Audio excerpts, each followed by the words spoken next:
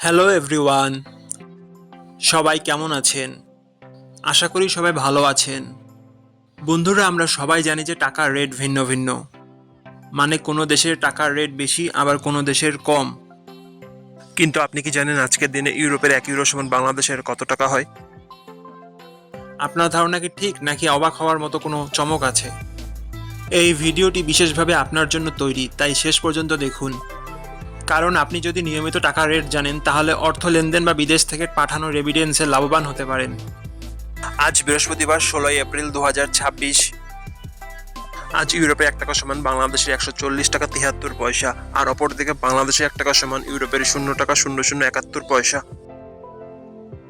বন্ধুরা, টাকার রেট প্রতি মুহূর্তেই বদলায়, আর এই পরিবর্তন আপনার আয়, খরচ, এমনকি সঞ্চয়ের উপর প্রভাব ফেলে।